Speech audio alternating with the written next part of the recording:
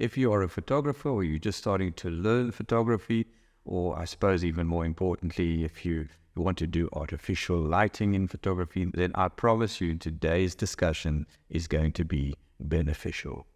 I want to talk to you today about one line, one statement in photography that made such an impact on me that I still use it today, 25 years later.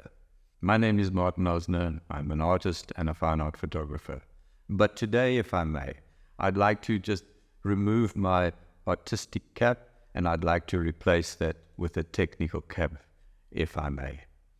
To give you some background into what I'd like to talk to you about today, a few weeks ago I met up with a friend of mine. We had worked together many years ago and we were reminiscing about, what would you call it, the good old days of photography. You know, the smelly dark rooms and the working on film when you didn't know what was going to come out and all that sort of stuff.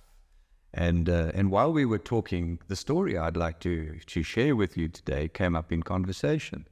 And after we had finished, or after I'd finished telling him the story, he said to me, but Martin, this is something you should be sharing on the Art Photography Academy platform, or you should be putting onto your YouTube channel, because he felt it would have benefit.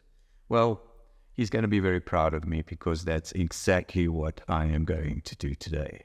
So no technical slides, no little line for line, none of that sort of stuff, just you and me, and I'm going to tell you a story. And like I said earlier, I am absolutely sure it is going to be worth your while.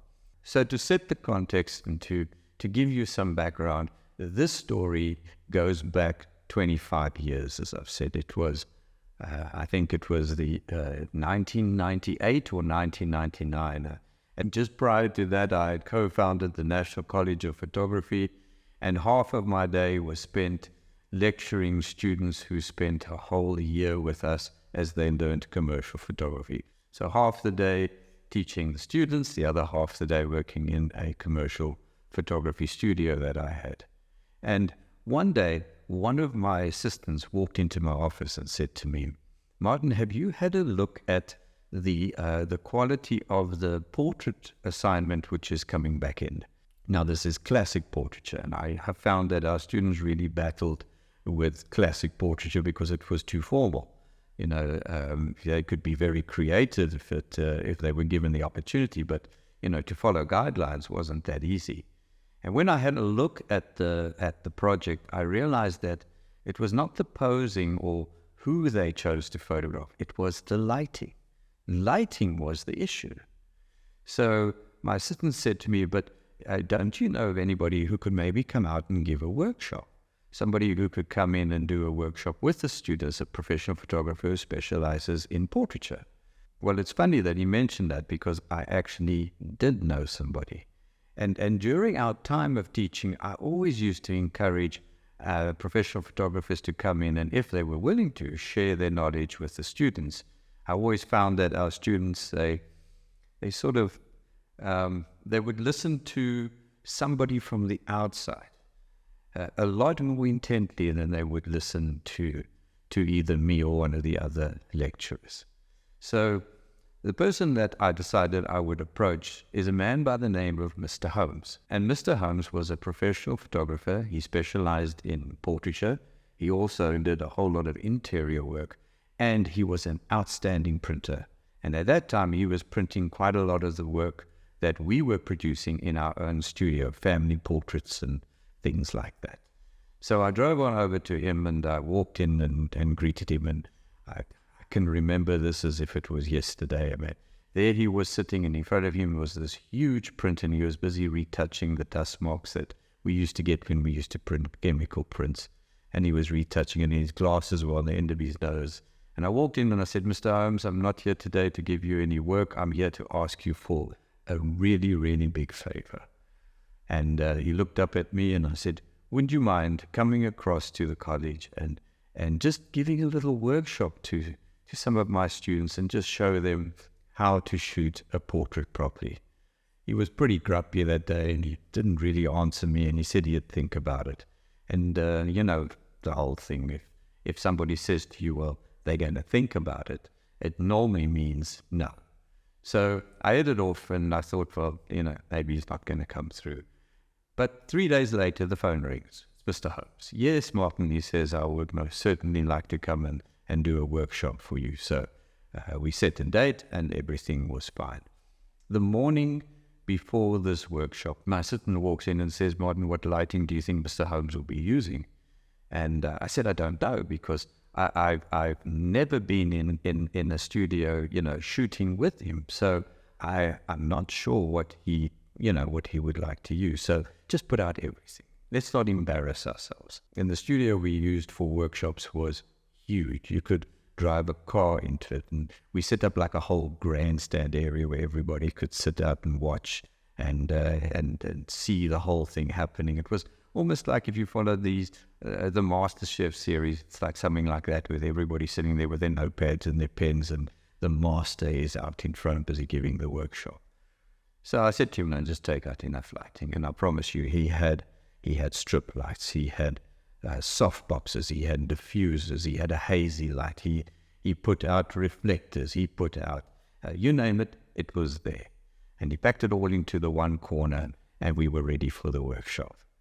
Mr. Holmes arrived, and I went and I met him in the car park, and I walked him through to the studio. And I still remember the look on his face when he walked into the space. I mean, we took our workshops seriously. I mean, we had a professional model that day. We had a makeup artist. We had a stylist, and I still remember the look on his face when he walked into this Aladdin's cave, or should I call it the lion's den. And he frowned at me, and I said, I'm so sorry, I should have told you. And he said, I thought it was a few students. I said, yes, it is. It's only like 25 or 30 anyway. And we went over and we started the workshop.